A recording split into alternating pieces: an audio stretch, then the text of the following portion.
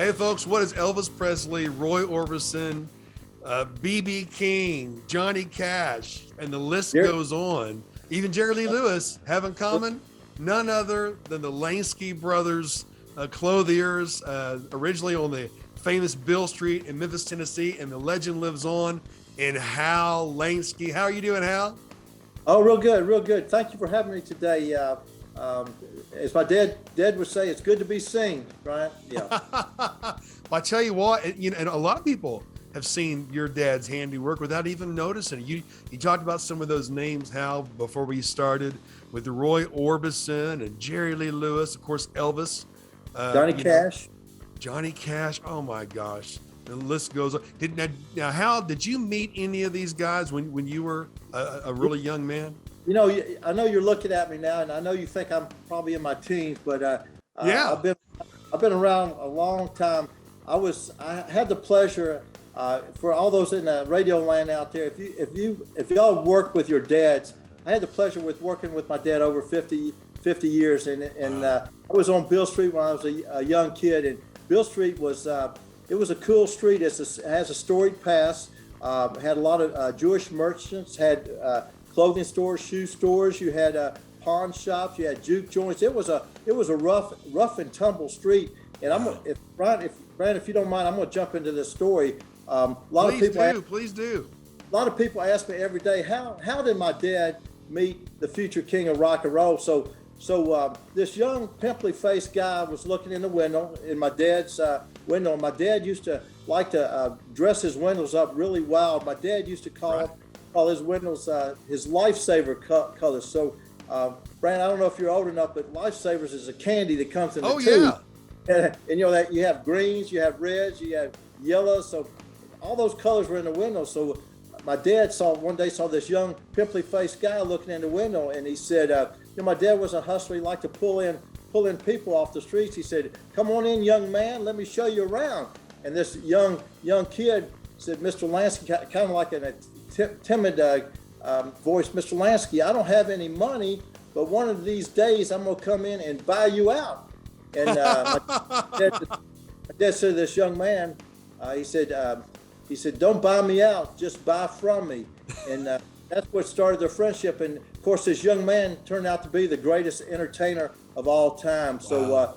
So he loved fashion, but Elvis worked around the corner. He was an usher in the theater, Lowe's Theater, and he got paid maybe like on Friday. So one week he might come in, buy a pair of fatigue pants for $1.95, because our store was really after, this is our 75th year in business, and our store opened in 1946. World War II was just over, and Memphis is now known for the America's Distribution Center, because we're the home of FedEx. But in the 40s, Memphis had the largest Army depot in the world, and they were shipping stuff out of Memphis. So right when the war was over, my dad was buying Army cots and Army fatigues, Army caps, paint. So eventually Elvis started coming in, and he's seen these wild colors and outfits in the window. So he'd come in and he'd buy maybe a pair of pants one week. Next week he'd come in, maybe a cap. And this went on for a long time.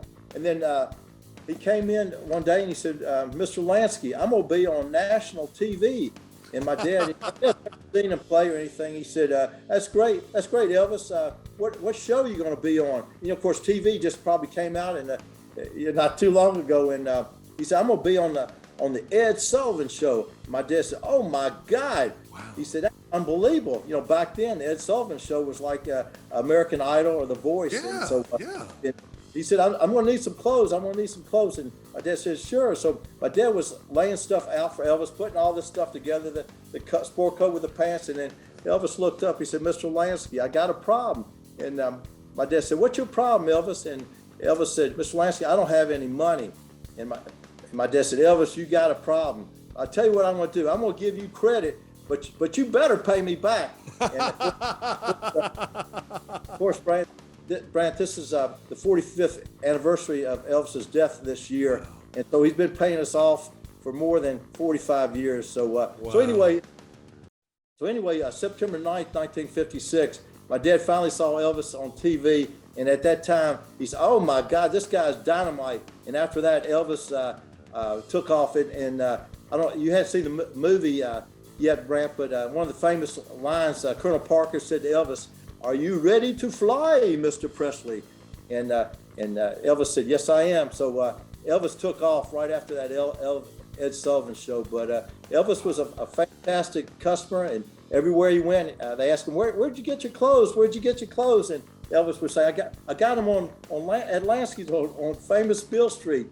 And Lansky's in the 50s and 60s, it was like, pardon me, Brant, it was like a post office, because all these girls would be sending their fan mails to the store. They wanted to meet Elvis. They wanted to buy Elvis. We still got a lot of fan mail in our archives, but Elvis was unbelievable. And if you hadn't seen the movie, we're elated because we happened to make the cut, and there's quite a few mentions about Elvis shopping at the famous Lansky store with B.B. King. So we're tickled to death with that. Oh my gosh! Well, I can't wait to see it this weekend, Hal, and talk about a heritage. I mean, that's Elvis. Man, Jerry Lee Lewis, and of course we'll go to others too. What was it like working with Jerry Lee Lewis? What did your dad have to say about him? Well, Jerry Lee was like, of course, Jerry Lee's last man standing, and he was also a great customer. All these guys, they all had talent, but they had to have a little giddy up to go, because just standing on stage in a plaid shirt and a denim pant. It's not going to cut it, because you don't want a guy singing to you that looked like he just changed the oil in your car. They got to be sharp. And Elvis, he took the part. If I can jump on over to Johnny Cash. Please do. Johnny Cash, in a roundabout way, we like to take credit for the Man in Black, Johnny Cash, because there you go. And also in the 50s, early 60s. Elvis shop, Johnny Cash shopped with it. But one day, Johnny Cash came in with a Prince Albert tobacco can. And I know everybody knows what a Prince Albert tobacco can. You got the old English fellow wearing a long black coat. Right, right. So he said, Mr. Lansky, I want a coat just like this. I want a coat just like this. Johnny, I'll be right back. And at that time, we had a tuxedo rental upstairs.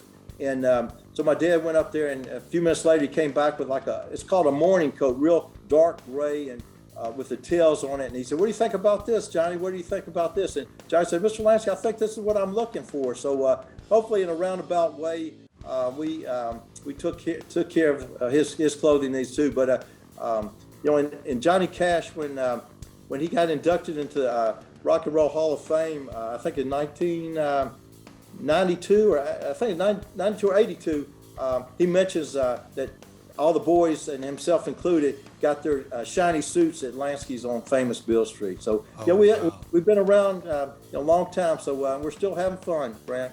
I can't wait to come see you and see your store. Now, you were telling me, Hal, that the old Lansky store is now the Hard Rock Cafe right there in Memphis, Tennessee. Right. Well, the original location of Lansky's is now the Hard Rock Cafe in Memphis. They wanted that location because the store had so many famous rock and rollers shopping there. I mean, there's not a hard rock location anywhere in the world that has this much history. Yeah, they might throw in some cool guitars and cool stage outfits, but the ghost of Elvis is definitely in the Lansky building. We had, like I said, we had Carl Perkins, Jerry Lee Lewis, Lou Rawls, the Jackson Fives were in that store in the 70s. Everybody, wow. They all wanted to shop where the King shop. Now, we're located a block away in the famous Peabody, the South Grand Hotel. Brant, have you ever heard of the Peabody Ducks in the lobby? No, but I have heard of the Peabody though.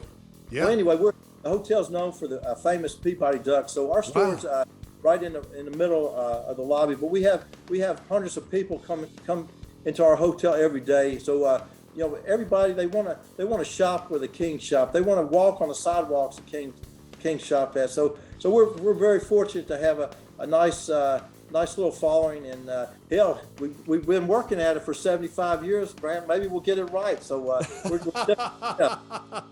Well, it sounds like you got it right, and I'm sure even the new up and coming artists, I'm sure they shop with you as well. How back to you, And I'm thrilled about this Elvis movie, and can't wait to see it this weekend. I'm thrilled about your connection, but you know, I celebrate businesses that are so innovative they catch the attention of up and comers and legends, past, present, and future. And you know, how many of these people do you remember personally? And is there anything that stands out about a few of them? I mean, you know, they've all been in the store. You know, some of them are really really nice. Some of them are a little demanding. But you know, everybody every day asks me. I say, who's your favorite? Who's your favorite? Yeah. And I got to, Brant. Once you met Elvis Presley, it's all downhill. I mean, really? They're cool. I got a few of my favorites, and but they're all cool, and everybody's quirky. Everybody's trying to do their own look, and yeah, everybody's a rock star after they leave Lansky's. That's for sure. I love it. I love it. And now, of course, Hal, we want to have your website at the bottom of the screen.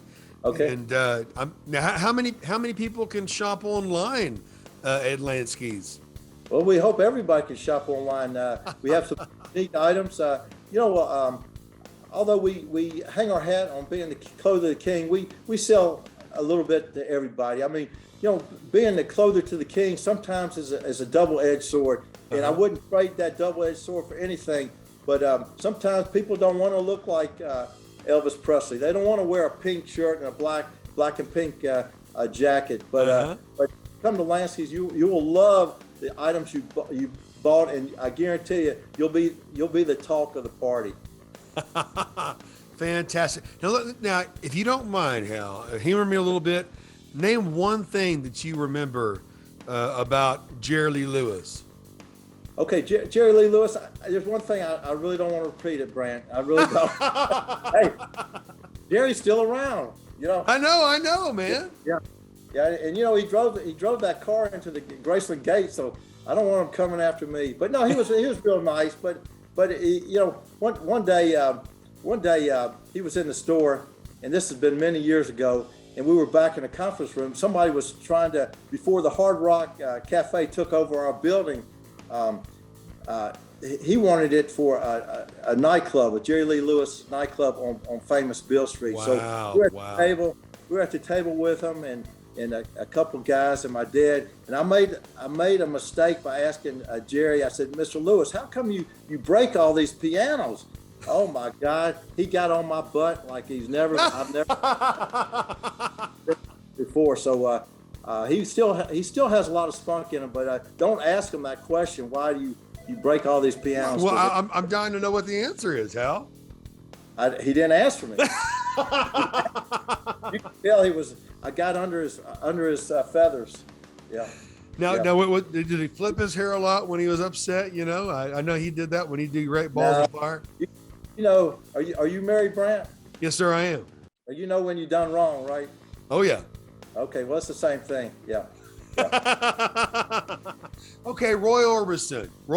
I mean, he kind of looked like a combination of Elvis and Johnny Cash with the black and add some dark sunglasses to there. He was also a good customer, but I hate to say that's one of the entertainers I did not see. But occasionally his sons comes by the store, and I've met his wife a couple of times, and she's no longer with us. But he was a great, one of my favorite albums. Of course, Traveling Wilburys, but one of the greatest videos was when he's playing with James Burton. He's playing with Bruce Springsteen and Tom Petty and all of them on the stage. That's one of my favorite videos. So. Wow. Now, of course, you said the Jackson 5. Did you ever see Michael himself? Yeah, Michael in the store when they were in the 70s, and their dad, Joe, they were running around the store. You know, in the 70s, they were still kids. You know, this is 52 years ago. Right. They were running around the store, and they had a big concert that night. And they were. You've heard of how mean Joe was. Michael's. Yeah. We've heard. He wouldn't let those kids buy anything, and they were pissed. So we had something that sticks in my mind is they had a concert, and that time we did a lot of tailor-made clothes, and a lot of the young men had their tailor-made pants. We used to sell a lot of two-pocket pants, and one fella's pants didn't get back from the tailor shop, and and the fabric didn't come in or whatever. So his dad was so mad at us because we didn't have the 2-pocket pants. And by the way, you know why they had 2-pocket pants? Why? Because they wanted to show their booty in the back. But anyway, the pants didn't come in. And oh my God, his dad boycotted our store for about a week with picket signs and stuff like that. I've never seen anything like it. Really? Because his pants weren't back from the shop. So I guess it's didn't have anything else to wear. But we took the brunt of it. But that's just a few stories I had. Yeah. Yeah. So now BB King. Did you ever get the chance to take a look at? Many times, and of course the movie BB King was in the store with Elvis Presley. And in the early years in the 50s and 60s, BB did hang out on Beale Street. Of course, there's a street named after BB King now, BB King and Beale Street. And BB King and Elvis. There's a lot of photos of BB King and Elvis on Beale Street. But no, BB King was a sweetheart. That guy was so nice and kind. He really was nice. Yeah, and most people are nice, but BB was exceptionally nice, and we miss him because he has a club on Beale Street, and right. When he's down, the downtown, it really shakes. A lot of people come in to see him. Wow. Now so many legendary musicians, and of course, Lansky is legendary of its own. Rightfully so. Are there any newer artists, up and comers, or some new artists that maybe you didn't expect to see there, or maybe you did? You were surprised to see, or anyone that comes to mind? I wish I was cool enough to know a lot of them, and I do know a lot of them. But they all come in because they want to walk on the sidewalks that Elvis walked. They want to go in the store. They want to experience that same thing Elvis did. So a lot of them do come in, and of course, what John Lennon said. He said, "Before Elvis, there was nothing," and this is so true. This is so true. Wow. So full circle back to Elvis. How so many people loved him, and now some people think that he's working at a Wendy's in Memphis or preaching in Arkansas. Some people think he faked his own death. Some people thought the king went on.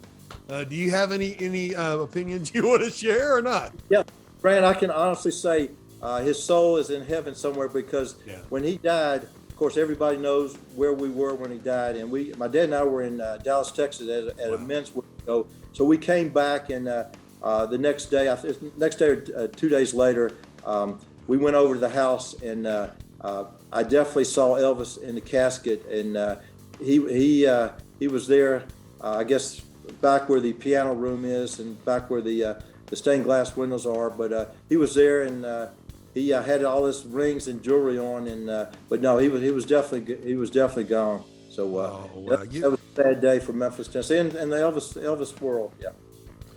Did you ever see Colonel Parker? I never met Colonel Parker. My dad knew him, but this movie is unbelievable. This movie is really not a lot. It's a lot about Elvis, but it's more so about the Colonel Parker's relationship with Elvis. And really, and I don't want to spoil it for you, Brant, but this movie is right on. And but Colonel Parker, he made Elvis, but he took advantage of Elvis in a lot of different ways. So sad. So you're going to love the movie. It's I've never seen a movie twice. I'm going back for the third time. Everybody I talk to, I'm really. And it says a lot for the movie. No, a lot of people. It comes at you so fast. It's a roller coaster. And of course, we all know how it's going to end. But it's so sad. But this Austin Butler guy, oh my God, this guy's tremendous. And Tom Hanks, everybody is. The musicians. Boz Lerman, he had the set down in Memphis like unbelievable. He had Graceland to the T, and all this stuff was filmed in Australia. Everybody in the movie was from Australia except for Tom Hanks, Austin Butler, and I think the guitar player Gary Clark Jr. But everybody else was from Australia, and it was right on. It's a movie. It's going to bring back another generation into the fold. Brant, I'm second generation. I have my daughter, Julie Lansky, third generation, working with me now. We eat, sleep, and breathe the Elvis world every day. I have a couple other daughters. I took a niece to the movie with me, and after this movie, my God, it opened up their minds. They were like little sponges. They wanted to know more and more and more about Elvis. Who was his girlfriends? Who did this? Was Colonel Parker that bad? I mean, these questions are coming in, and wow. we need that the next generation to keep his legacy alive. Well, that's what I was thinking, Hal. When I saw this movie come out, and I saw the caliber of people, and of course, sometimes a trailer is nothing like the movie, but most of the time, though, the quality of the trailer will give you a little indication of the quality of the movie, because a lot of times they put some of the best scenes in the trailer. But I could tell, man, I tell you, they're obviously really bringing Elvis to this newest generation in a very modern way. I mean, they capture the era, but I could tell from some of the energy in the trailer, and of course, the color was fabulous, but also some of the camera angles and such. I thought, man, this is really a modern kind of a movie documentary kind of thing of Elvis. I bet. I can't wait to see it. And of course, I produce so much TV that it's a luxury for me to go to a theater. And so I can't wait to see it this weekend coming up. But Elvis the person, I would hear stories. And of course, you're so much more than a clothier for Elvis, for the king. Know his family, knew his family. And it's said that he would stay up till 3 a.m. playing gospel music after his shows in Vegas. He loved singing gospel music. And do you have anything to speak to that? Not really about gospel music. I know I can say, the movie, one thing it didn't show enough of, it was Elvis's generosity. Elvis would take the shirt off your back if you needed something. A lot of times he was in the store, he would buy stuff for people. He would give away, his Cadillacs. He gave away so much of his own money that people don't know about. But he was a great man. I like to tell a story. My dad tells me this story, and it's true. Being in the South, we have manners. Not saying you don't, but yes sir, no sir. So my dad kept telling Elvis, he said, Elvis, do me a favor, call me Bernard. Don't call me Mr. Lansky. Call me Bernard. And Elvis would look up. My dad would say with his shit-eating grin, he said, yes sir, Mr. Lansky. He would never. He would never call him Bernard. He just. Yes, sir, Mr. Lansky. I could just hear that. Yeah. I could just hear that Southern. Yeah. Well, I heard that. I hear that a lot. I've heard that a lot. Now, I've also heard in regards to reviews that Lisa Marie loved this movie. She did. We were at the screening with Priscilla and Lisa Marie, and they were on stage, and they fully endorsed it 100%. And hey, you'll hear a lot of people saying that it should have been played by an Elvis tribute artist, or this and that, or it wasn't enough about Elvis, or there was a few things wrong. But if like Boz said, if you get the wife and the daughter of the king of rock and roll to tell you how much they love it, you don't need any better endorsement than that. No, you Brant. don't. Yeah. That really does say a lot. Right. It really does say a lot. Wonderful. It's such a delight to meet you, Hal. And of course, you know what? I know that there's a lot of excitement right now with the Elvis movie, as there should be. But I would like to keep up with you, and I would definitely like our viewers to keep up with Lanksy's. There's always stories that come to mind, even after you do interviews as well. But there's a whole lot of things about this Elvis Presley that speaks to me and speaks to the best times of America. I think a better time in America, during those times. Well, I tell everybody, and I might be repeating myself, but Lansky Elvis shopped with us for 3 decades, and the early decades is really the Lansky look, when Elvis looked his best, young and innocent. Yeah. That was the 50s. The 60s, he just got out of the Army. He wore a lot of Continental suits. He came in and the Beatle invasion, British invasion came in 65, and we started selling a lot of Carnaby Street looks, mod fashions from London. And then in the final decade he shopped with us is a decade of fashion we hope never comes back, because that's the decade of fashion that everybody thought they were pimps. That's when Superfly movies, Shaft, and all they call them exploitation movies, and but it was a decade. It was wild, and but Elvis liked that stuff. He liked that moves.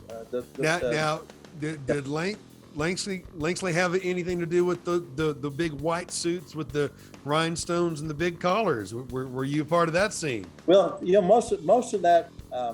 Lansky, we like to take credit for early Elvis, like I just told you. Elvis shot with us all the way to his death, but the jumpsuits, we really don't want any part of the jumpsuits and stuff like that. That's more costumers and stuff like that. But a lot of the street clothes, Elvis would come in and shop for us. So, Brant, can I mention our website if you don't mind? Please do. Okay, it's Lansky, LANSKY, BROS.com, LanskyBros.com. And we're open 24/7 on the web. But we're located in Memphis, Tennessee. We're in the lobby of the Peabody Hotel, and look us up. We have a beautiful on our website history, a lot of beautiful photos, Brant, that you can look at, and history photos. We also have we have our celebrity sightings on our website, people that have been in our stores and shopped with us. So it's a lot of information. Also, there's a video in Elvis talking on our audio about how he shopped in our store for 2.5 hours, and when he left he left the store in a wreck. So there's a lot of stuff on our website. Yeah. Well, Hal Lansky, I'm so proud to meet you, and Thank you. And I love the heritage that you stand for. Again, to me, it's not just standing up, not just representing an incredible collection of personalities during, I think, the best times in America, but I think it represents the best of America. You're a part of that picture, part of that history, and I hope that all the future influencers use their powers for good, and I hope they all go to Lansky right there in Memphis, Tennessee. I can't wait to come there myself. I think I've been to the Hard Rock before, but I need to come to your place. Right. Thank you, Brant. Thank you so much, Al. We'll be in contact. We'll talk to you soon. Okay. Have a good day. Thank you so much, Brant. Okay. Bye-bye.